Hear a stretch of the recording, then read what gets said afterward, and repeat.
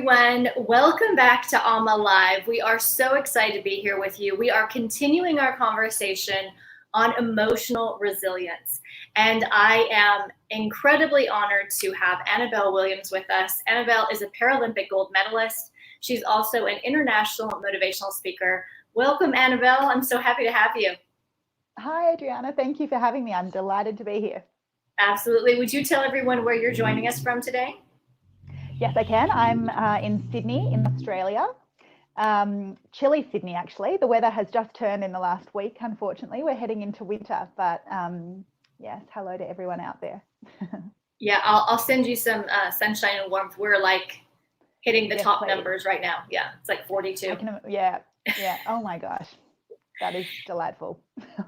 So I would love for you to share in your own words who you are and what you're up to in the world. Sure. So as you mentioned, I'm a Paralympic gold medalist. I'm a Paralympian because I'm missing my left arm. I was born without my left hand and forearm. And gosh, I do a range of different things. By training, I'm a lawyer, which I hope you will not hold against me. And up until the end of last year, that was my full-time role. I was the legal counsel for the Australian Olympic Committee for the last 5 years. And before that, I was a mergers and acquisitions lawyer. I also sit on a number of boards, and I'm the chair of a couple of athletes commissions here in Australia.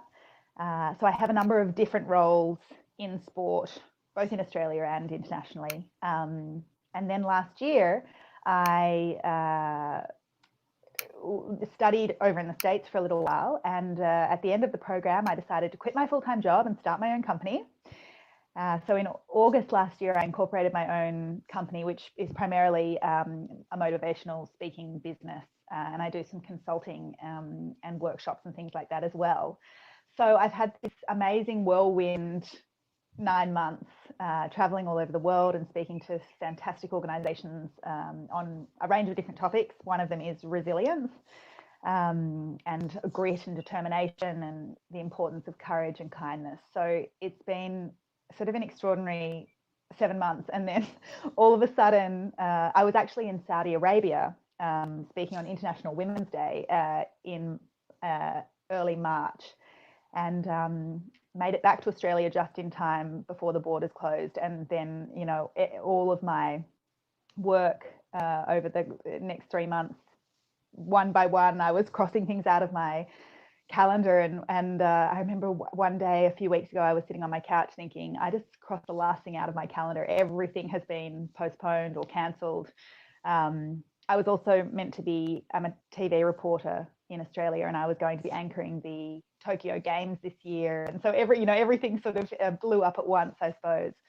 And I think I felt sorry for myself for probably half a day. And then I felt like, this is an opportunity to be creative and to, figure out where to from here. So that's where I'm at the moment. I probably should have also said I retired from swimming after the London Paralympic Games, which was the games in which I won the gold medal. I think I did better than I expected I would do. And so I thought I should quit while I was ahead. So I've been retired for 8 years. I love that. We just got Nintendo for the boys, and we were playing Mario Kart the other night. And I got first place for the first time. And I said, you know what? I think we should call it a night. let's just stop right there. Yeah, that's very wise. I love it. You can have that kind of power until they get older. Exactly. I've got to take it while I've got it. Let's go read a story. Exactly. Okay, Mama. Yeah. So you have dealt with and learned emotional resilience at several stages in your life. I mean, you're going through it right now. Yeah. And so what would be your personal definition of emotional resilience? Okay. So I think that having emotional resilience is the ability to adapt and ultimately bounce back when you're faced with a challenge or some kind of adversity or trauma or some sort of stressful event.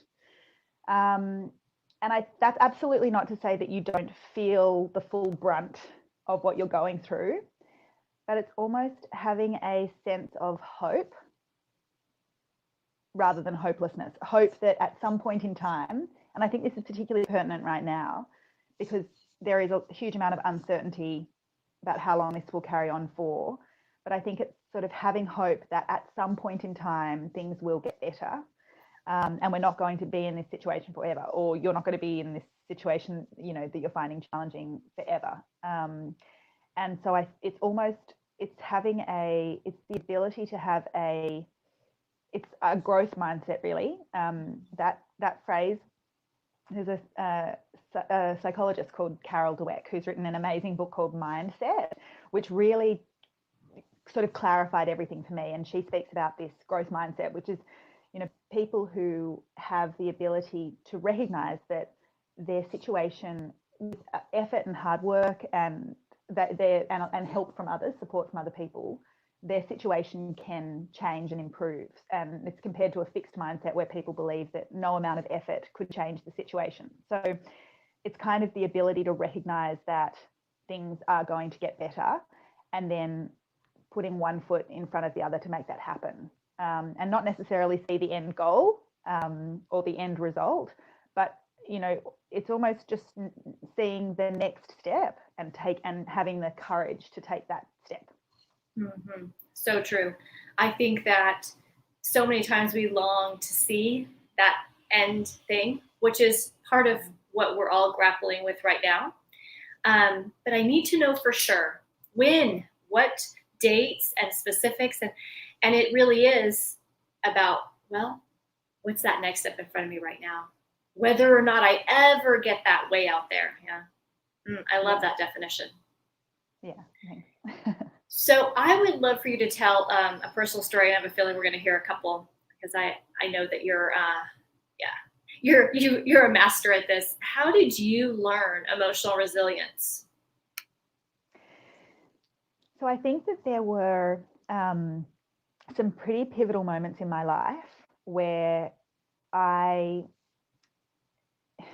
think I learned, you know, a number of lessons in one go. And probably at the time when I was going through those things, I felt like it was unfair that I had to be dealing with this stuff that no one else seemingly had to deal with, because, you know, no one else at my school or no one else at my, you know, university or in my sports teams had a disability.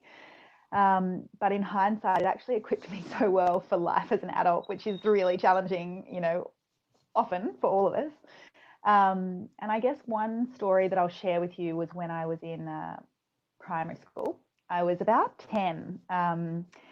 And I remember there was a boy who asked me one day if he could sit next to me the next day at lunch. And I remember thinking, I mean, as a 10-year-old, that is definitely as close as you get to being asked out on a date. So I remember going home and I was so excited, and I told my mum, and in the next morning I asked her to tie my ponytail extra high. And I remember walking into school feeling so confident that this boy had asked if I could sit next to him at lunch. And anyway, so the lunch itself was fine. So, well, I mean, except for the fact that I forced all of my girlfriends to sit in a circle right next to me, and he forced all of his guy friends to sit in a circle right next to him, and we sort of very awkwardly sat between the two circles and had what I imagine was an extremely awkward conversation.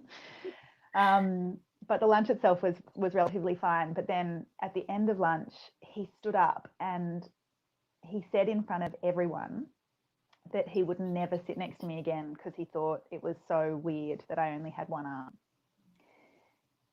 And I remember, I mean, a comment like that hurts at any age, let alone when you're 10 and already feel pretty different.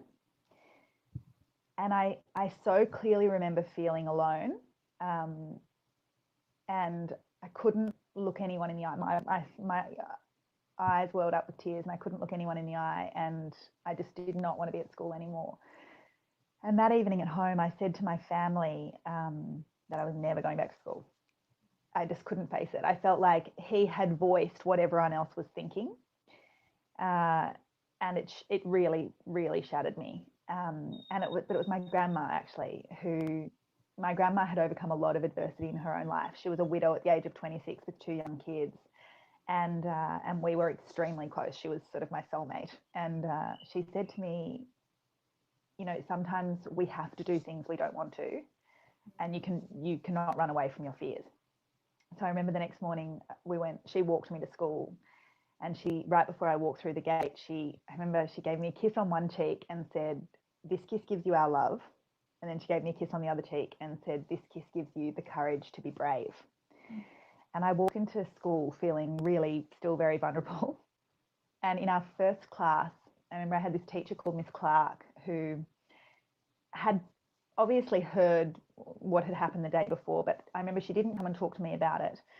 But in our very first lesson, she told our whole class that we were going to be doing a creative exercise. And we had to visually depict a superhero. We had to draw a superhero, but the superhero had to have a disability. And at the end of our class, there were 25 superheroes that all had one arm. And Miss Clark hung them at the front of the classroom for the whole year. And every morning I would sort of swan past Todd and gaze at these 25 superheroes with one arm. But it was, you know, I really felt like Miss Clark was on my team, and she had seen this opportunity to help a vulnerable child, and she took it. And she made me feel like, oh, actually, I'm a superhero. I'm not this freak that I felt like I was. And she made me feel like everyone thought that I was a hero as well.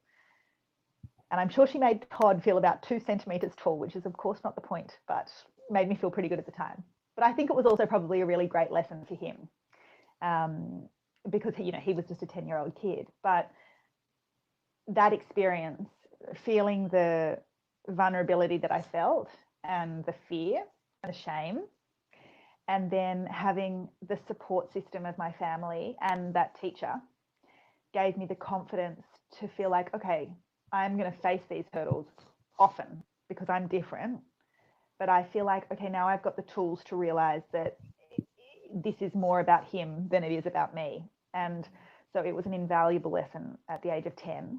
And I think that it sort of steeled me a little bit.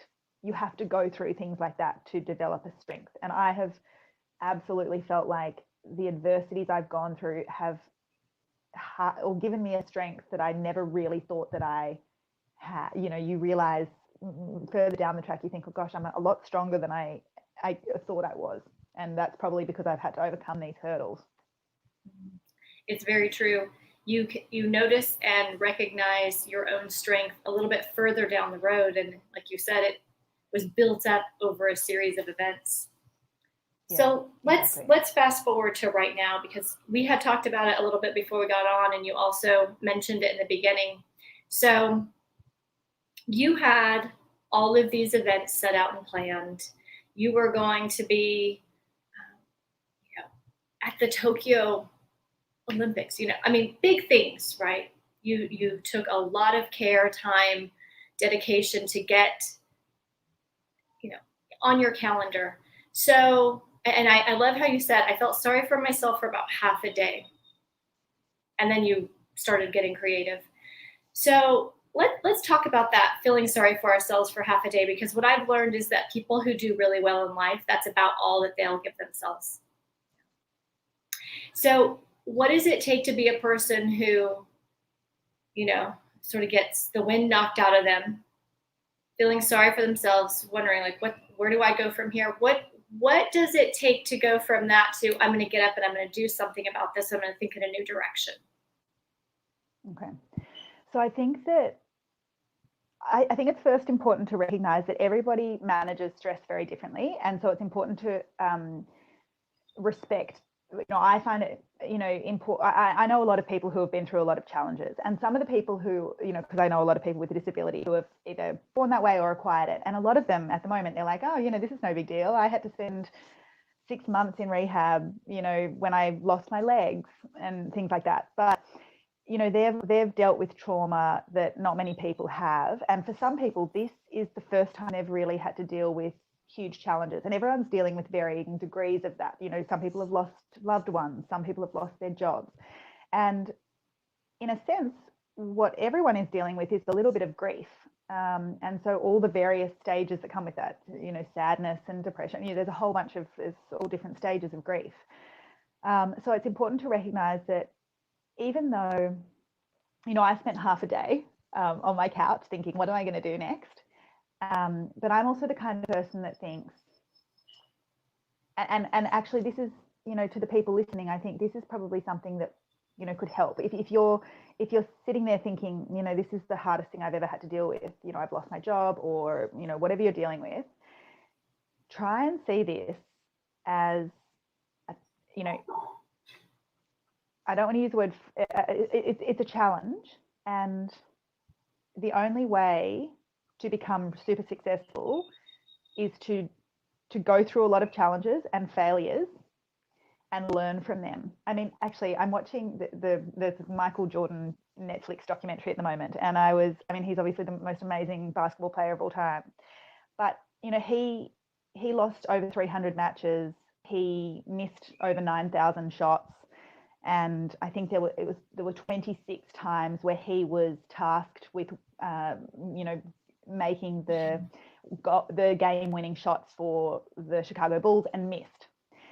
And that is, we only see him up in lights and all the glory, but there's a lot of failure that goes into a career that's that long. And the only reason he's that successful is because he has learnt from every single one of those failures. So try and see this as a significant challenge, yes, but what lessons can you learn from this to go on and be more successful next time? So I sat on the couch thinking, what on earth am I going to do? The vast majority of my work, it requires international travel. I primarily speak at conferences in the US and in person. I speak in person. And so I felt, sad, because there was a lot in the pipeline, and I'd only incorporated the company 8 months ago.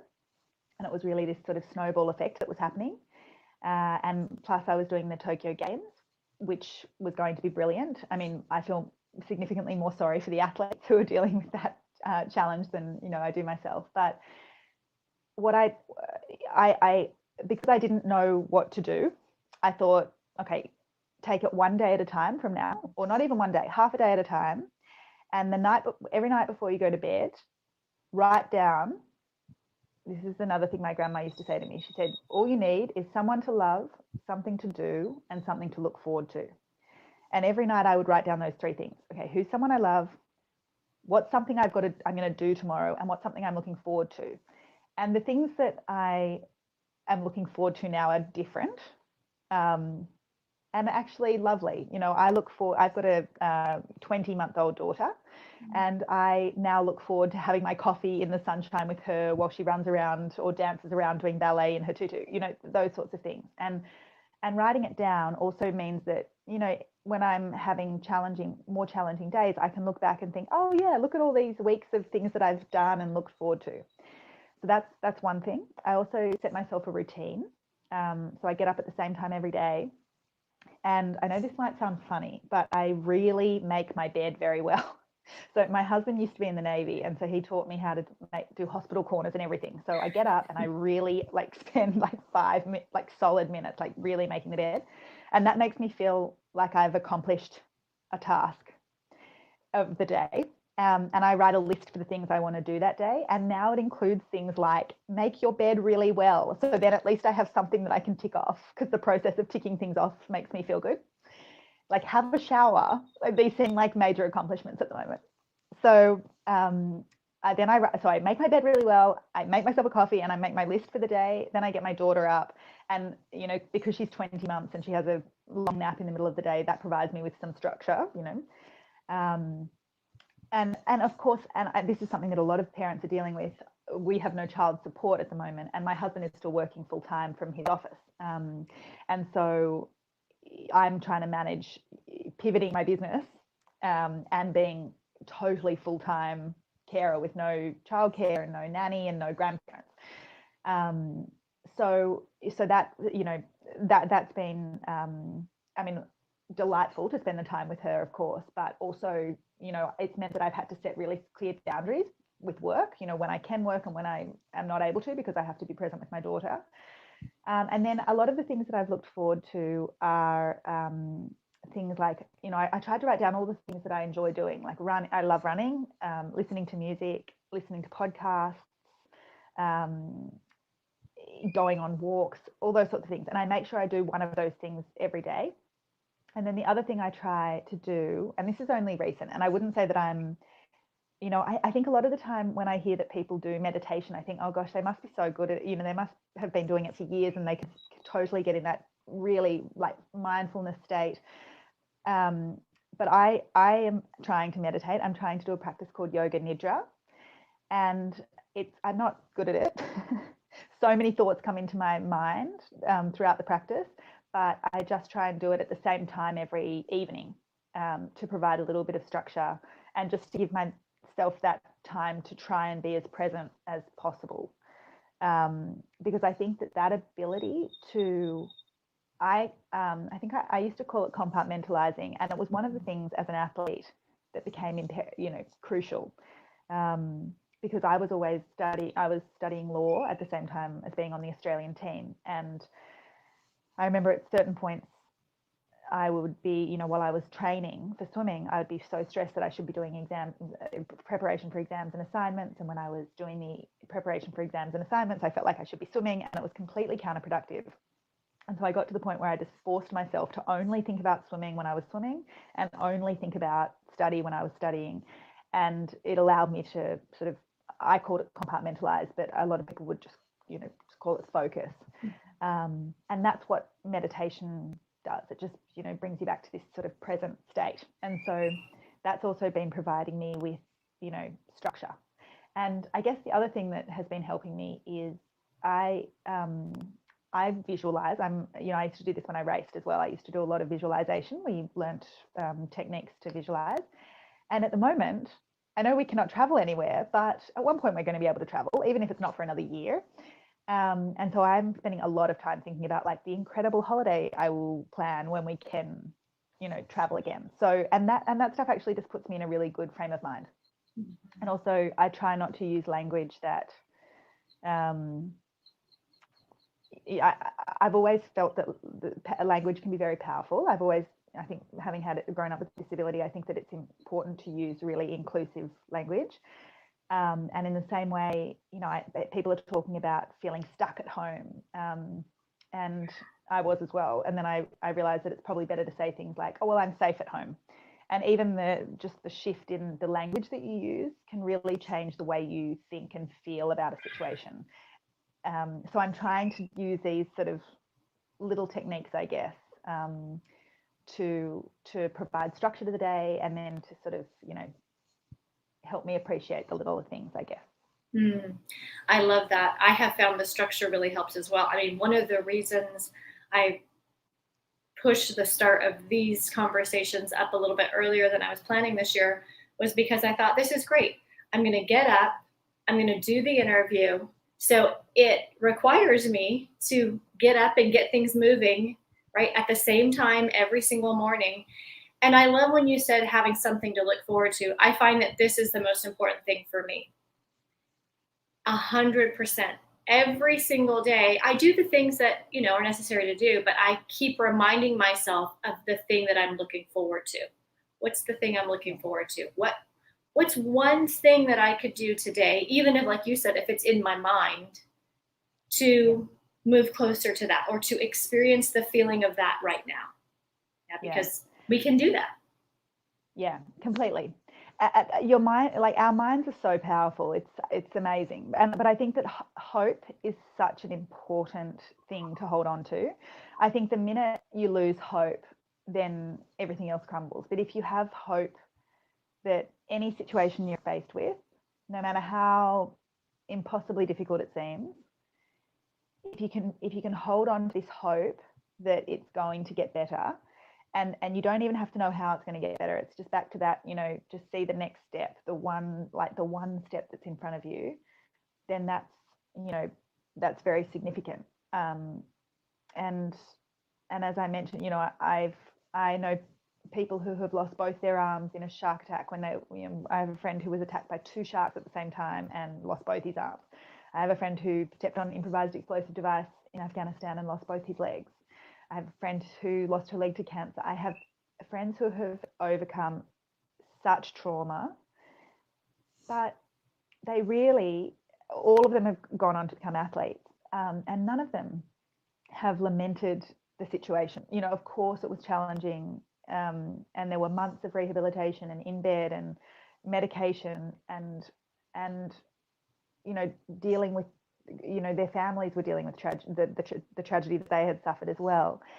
But at a point, that can't go, that sort of, well, it can for people, but then who wants to live their whole life like that? So at some point, they really just draw a line in the sand, and they are the most resilient people I've ever met in my entire life. You said it. At some point, you make the decision that you're going to draw a line in the sand, because, like you said, I think I felt this myself when I've gone through hard times. I come into a place of awareness that I can choose to live this way. I can live my days out this way, but that is not going to feel like much of a life. Yeah. Exactly. I precisely. And I remember feeling that way.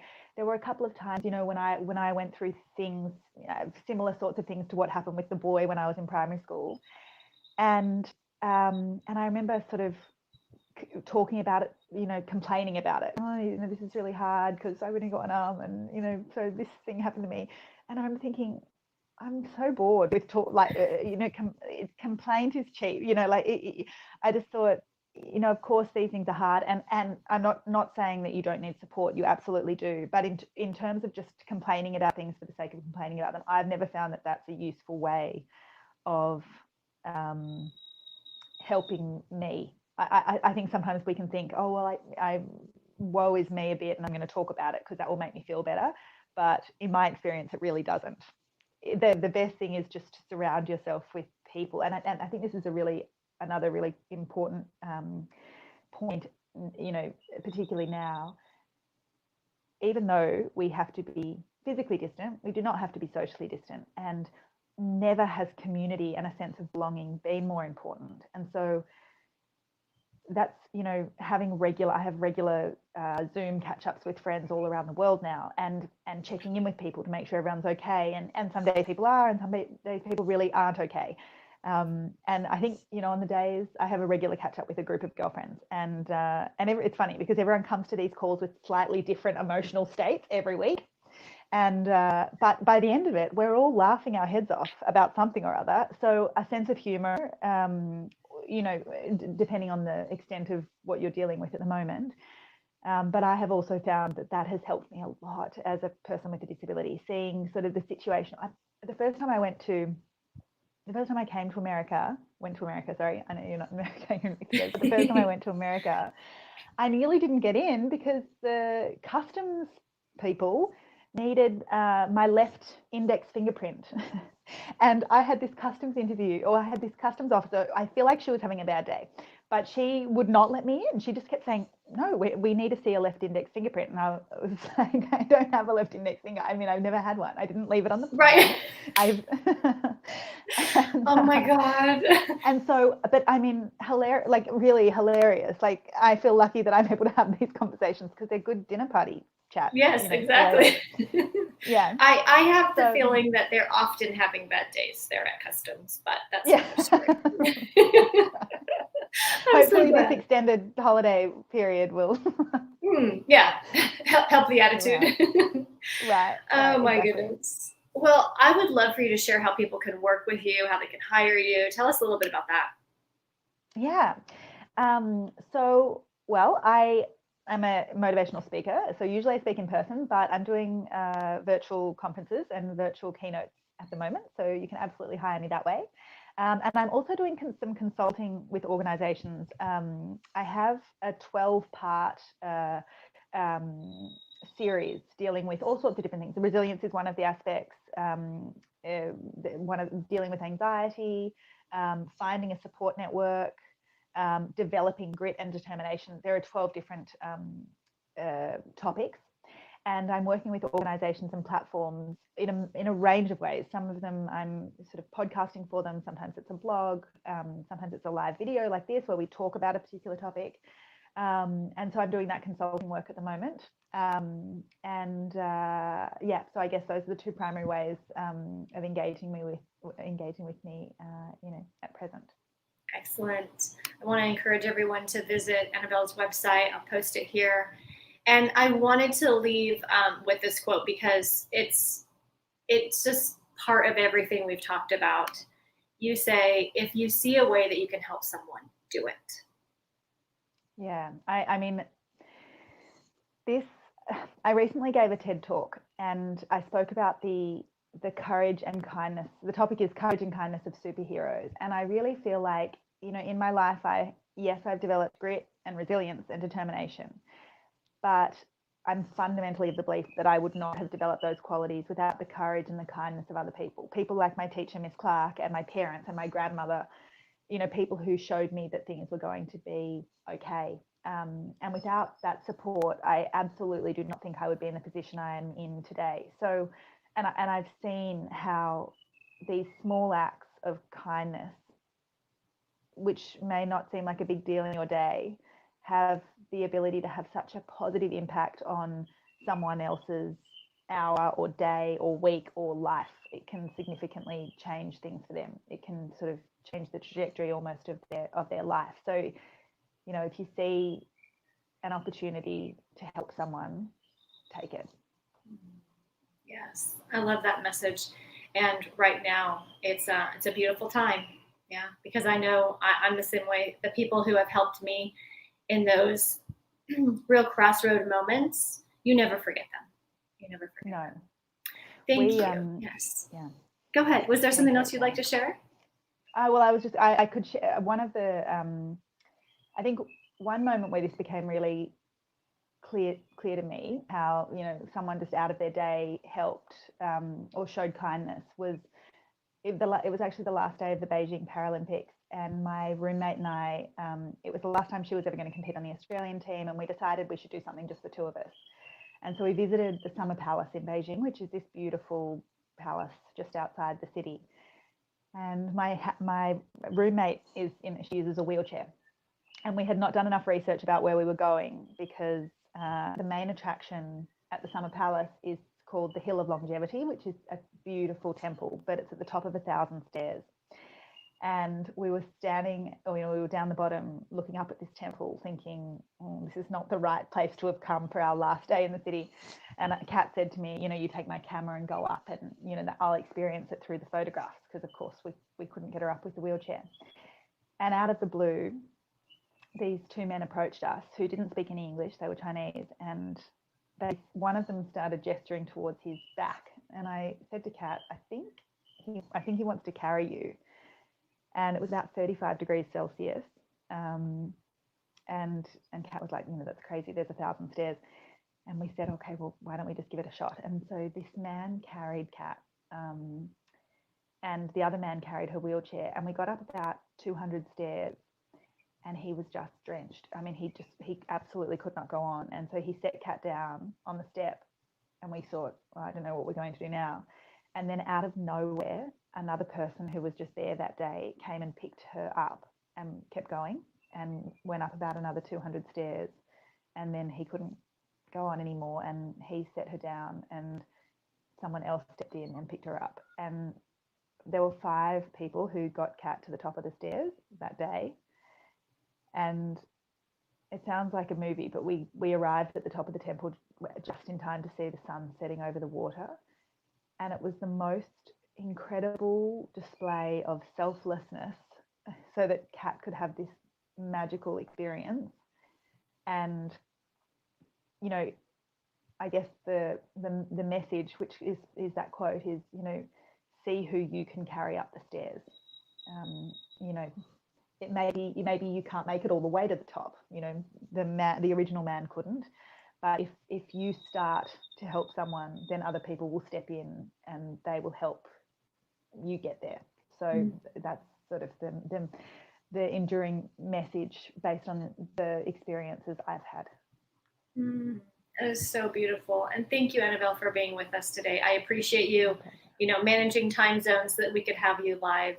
Thank you so much for the work that you do and for who you are. Adriana. Thank you. Thank you very much. Thank you, everyone, for joining us. I want to encourage you to pick up your free pass to Networking Influencers and my free guide on how to jumpstart your book. Those are in the description. Until next time, stay well. Big hugs from Mexico. Thank you, Annabelle. Thanks everyone for watching. Thank you.